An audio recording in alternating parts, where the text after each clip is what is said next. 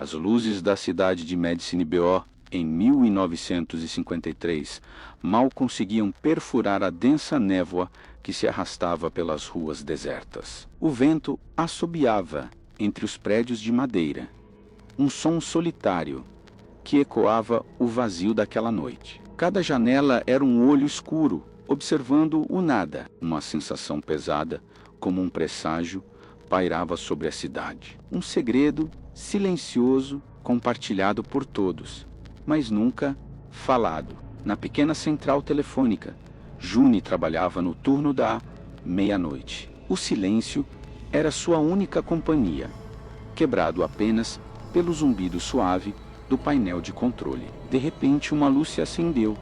Um chamado.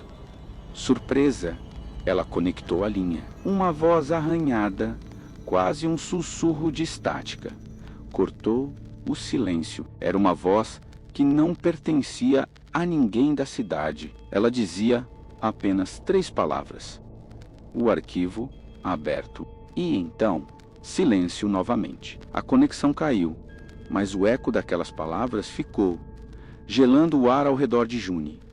Ela correu pela rua vazia até a delegacia. As luzes estavam acesas. O xerife Pike estava sentado em sua mesa, o rosto cansado iluminado pela lâmpada. June entrou, ofegante. Xerife, eu recebi uma ligação. Uma voz estranha falou sobre um arquivo aberto. O corpo do xerife Pike enrijeceu. A xícara de café em sua mão tremeu por um instante. Ele se levantou lentamente, o olhar fixo em June, mas parecendo ver algo muito além dela. Ele não fez perguntas. Apenas disse com uma voz grave: June, volte para casa. Tranque a porta. Não fale sobre isso com ninguém. A forma como ele disse aquilo, a tensão em seus ombros, era mais assustadora do que a própria ligação. Era um comando, não um conselho. June sentiu um calafrio percorrer sua espinha. O que era aquele arquivo? E por que o xerife, o homem que deveria proteger a cidade, parecia tão apavorado? Ela saiu da delegacia sentindo que não havia apenas relatado um incidente, mas sim despertado algo que deveria permanecer adormecido. Medicine Bois não era uma cidade de segredos, era uma cidade construída sobre eles. Enquanto June voltava para casa com o coração acelerado, outras figuras na cidade sentiam a mesma perturbação no ar. Da varanda de sua casa vitoriana, a senhora Stone, uma viúva cujos olhos já tinham visto gerações passarem, observava a rua com uma expressão sombria, como se esperasse a chegada de um velho fantasma. Na pequena igreja, a luz ainda estava acesa. O reverendo Keter não estava preparando o sermão de domingo. Ele estava de joelhos, rezando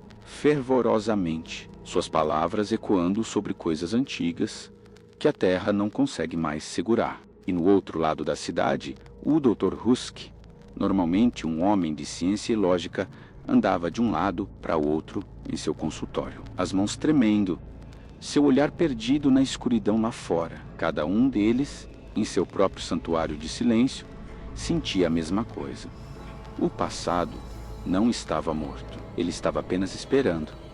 A ligação de June não foi um começo, foi um chamado, um sinal de que o tempo de espera havia acabado. A cidade inteira prendia a respiração, esperando o que viria a seguir. Longe do centro da cidade, perto do desvio ferroviário abandonado, o jovem Tommy Vance estava fazendo algo que não devia. Ele era conhecido por sua curiosidade, uma característica que sempre o colocava em apuros. Naquela noite, uma luz estranha e pulsante no meio do mato chamou sua atenção. Não era uma fogueira, nem um farol de carro.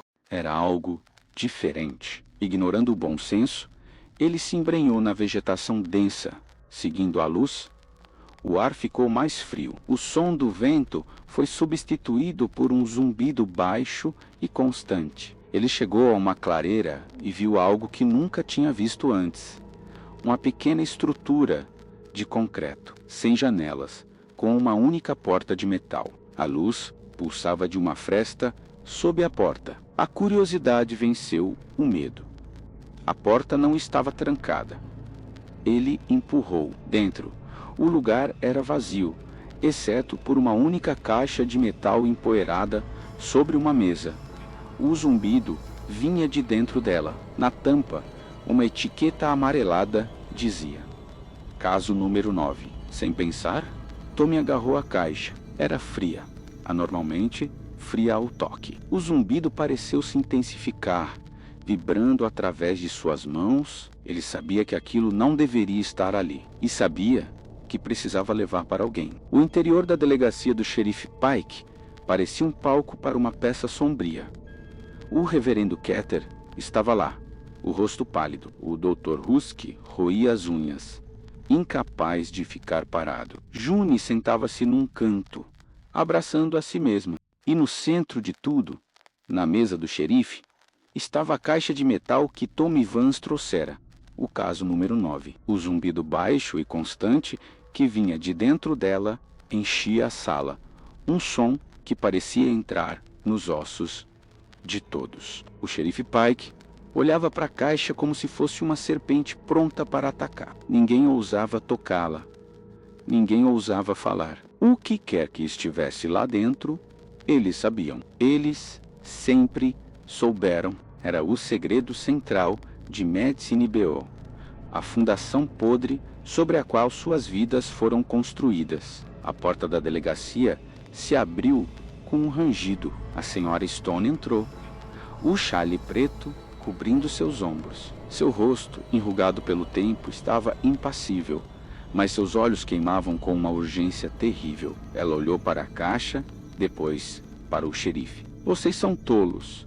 Sua voz era frágil, mas cortante como vidro. Vocês nunca deveriam ter aberto o arquivo. Agora, ele também os abriu. O aviso da senhora Stone pairou no ar, pesado e final.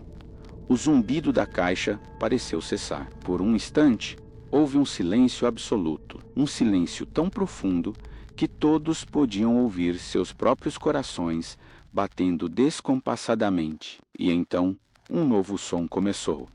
Tum, lento, deliberado, vindo de baixo. Tum era uma batida surda, ressoando através do assoalho de madeira da delegacia. Tum não era uma máquina, era orgânico, pesado.